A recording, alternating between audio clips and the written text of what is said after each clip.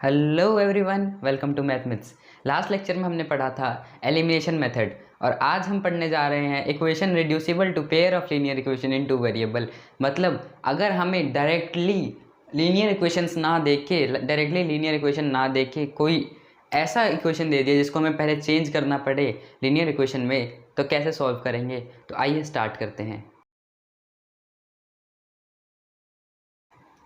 आओ देखो कुछ क्वेश्चंस, जैसे कि आपके एक्सरसाइज 3.6 सॉल्व में जो भी क्वेश्चंस है वो इस रिड्यूसिबल फॉर्म के ऊपर हैं।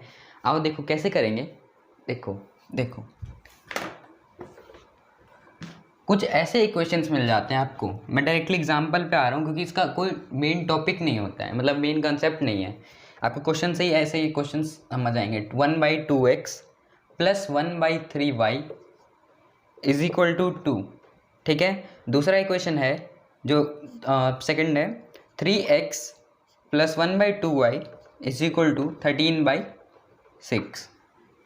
3.6 का फर्स्ट है क्वेश्चन नंबर फर्स्ट 3.6 का फर्स्ट पार्ट।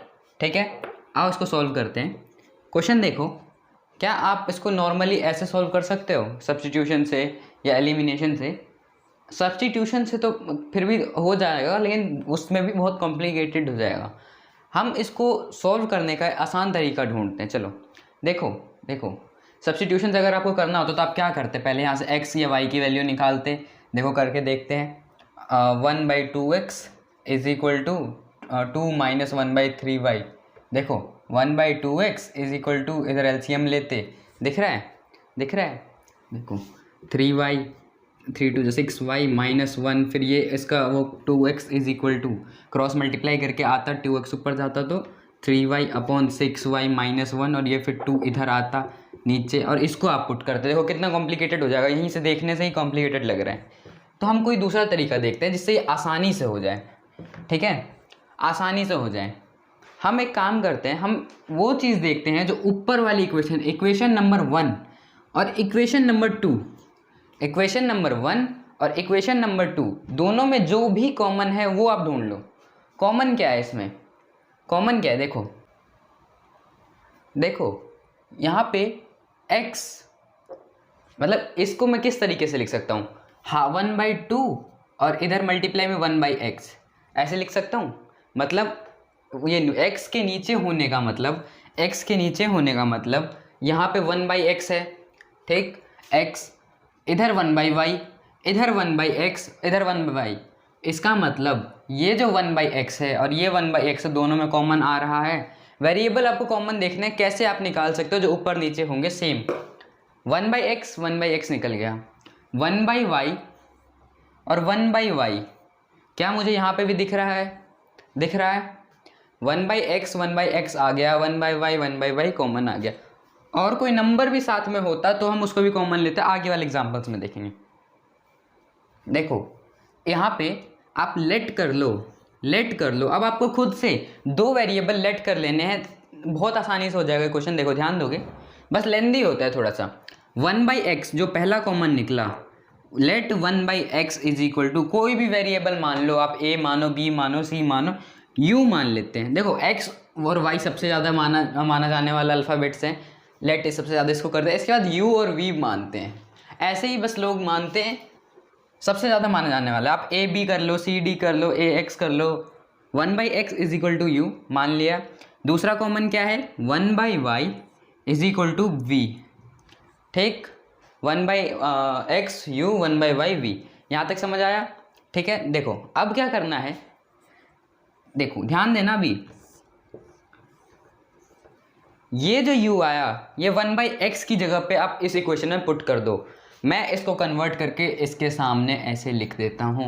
1/x को अगर u लिखा तो देखो 1/x को u लिख दिया, देखा? ये जो 2 था ये इसके नीचे था। अभी भी नहीं समझ आया? कोई बात नहीं। देखो मैं आपको फिर से बताता हूँ, इसको हमने कैसे लिख सकते हैं? 1/2 मल्टीप्लाई 1/x। क्या मैं सही हूँ? 1/2 मल्टीप्लाई 1/x लिख सकते हैं। तो इस 1/x को अगर मैं u लिख दूँ और ये 1/2 ऐसे का ऐसा ही रहेगा, तो क्या ये मल्टीप्लाई होके u/2 नहीं बन जाएगा? मैं यही तो लिख रहा था। तो इसलिए इसको u/2 लिख दूं, फिर ये प्लस, और ये देखो 1/3y, तो 1/y को हम लोगों ने v माना है और अपॉन 3, क्यों अब यहाँ पे बताया मैंने। ठीक, अब इसको इरेज कर देते हैं। यहाँ तक समझ आया? ये इक्वेशन बन गई इज इक्वल टू 2, जो RHS में था वो हम लोगों ने एज इट इज लिख दिया। ठीक है, आओ सेकेंड इक्वेशन को देखते हैं। ठीक, देखो 1/3x को हम लोगों ने u मान लिया और 1/3x है 3 प्लस 1/2y को v माना हुआ है और नीचे 2 है तो 2 और RHS में है 13/6। दिखा? बन गई इक्वेशंस। चलो, 2 इक्वेशंस अब बन गए। क्या अब हम इसे सॉल्व कर सकते हैं आसानी से?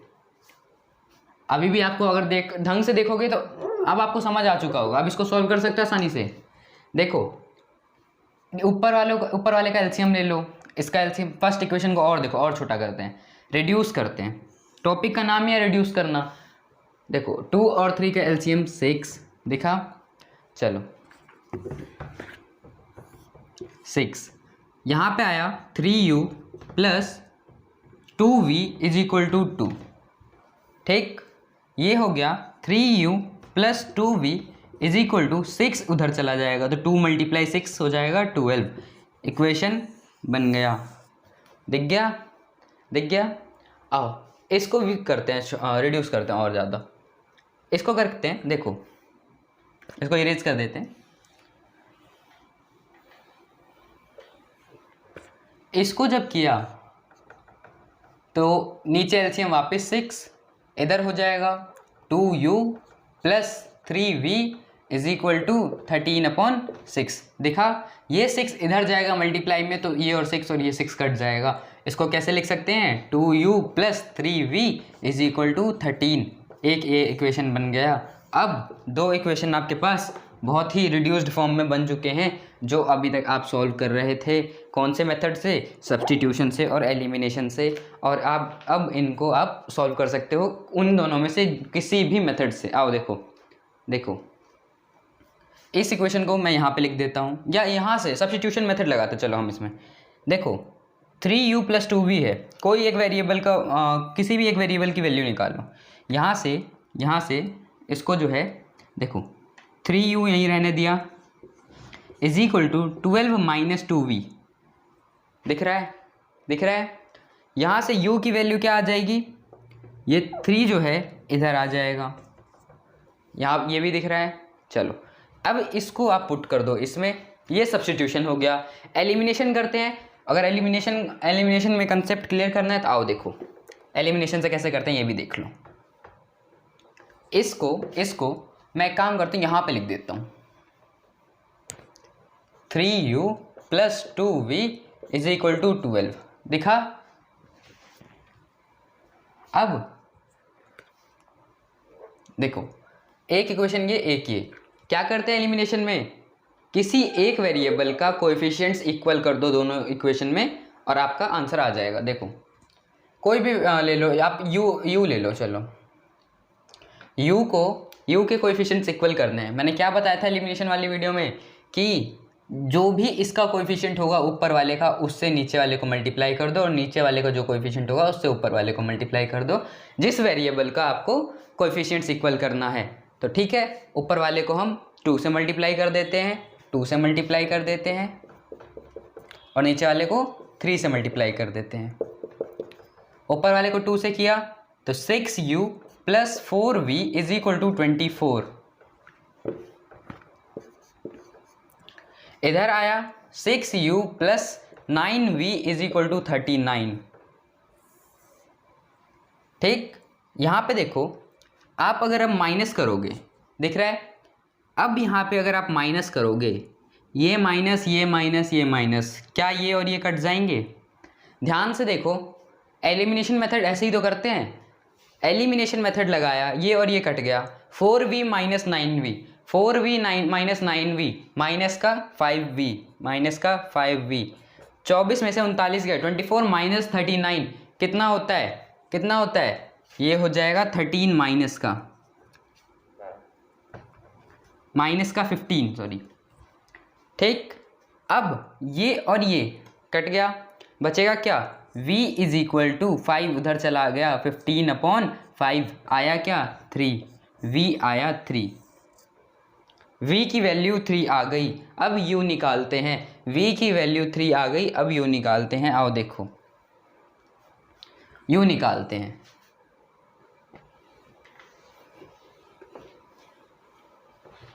किसी भी एक इक्वेशन में ये पुट कर दो। चलो देखो सेकंड में पुट कर देते हैं, 2u + 3v is equal to 13।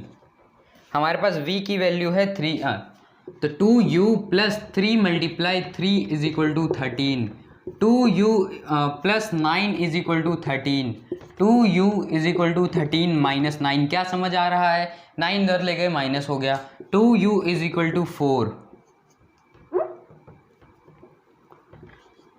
u is equal to 4/2, ये आया 2।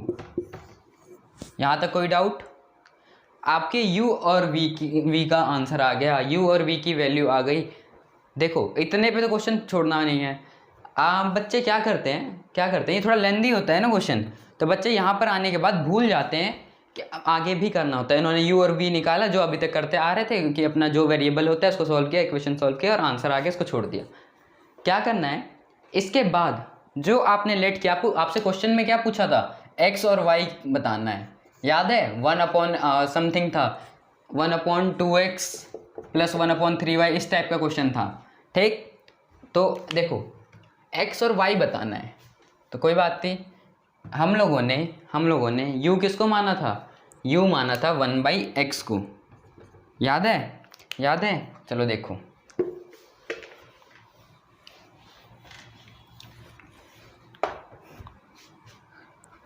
u माना था 1/x को, तो u की क्या वैल्यू है 2, जो हमने अभी निकाली, इज इक्वल टू 1/x। ये x इधर चला जाएगा और ये 2 इधर आ जाएगा, या एक स्टेप में ही समझो, पहले ये x इधर आ गया तो 2x इज इक्वल टू 1, ये 2 अब इधर आ जाएगा तो ये 2 इधर मल्टीप्लाई में था, इधर डिवाइड में आ जाएगा और x की वैल्यू आपकी आ गई। समझ आया? y भी निकालते हैं, आओ y निकालते हैं। y निकालने के लिए v है, v को हम लोगों ने 1/y माना था, दिख रहा है? ठीक है, तो v की वैल्यू आई है 3 is equal to 1/y। Again y उधर जाएगा, 3 नीचे आएगा, y इज इक्वल टू 1/3 और आपका आंसर आ चुका है, x और y की वैल्यू आपकी आ चुकी है। ठीक है, ये इस तरीके से ये क्वेश्चन होता है, थोड़ा सा कॉम्प्लिकेटेड होता है, आपको 2 बार इक्वेशन सॉल्व करना पड़ सकता है। ये तो फिर भी ईजी था, देखो अगला एग्जाम्पल लेते हैं, आगे के आने वाले कुछ एग्जाम्पल और ज़्यादा लेंदी होने वाला है। ईजी तो है, हार्ड नहीं है, लेंदी होने वाले हैं, बस ध्यान देना। चलो यहाँ तक समझ आ गया, आओ अगला करते हैं। देखो चलो ये वाला क्वेश्चन करते हैं, 5/x - 1 + 1/y - 2 is equal to 2, पहला इक्वेशन। दूसरा equation 6/x - 1 - 3/y - 2 is equal to 1। ठीक है, ये लीनियर इक्वेशन है। आओ देखो सॉल्व करो।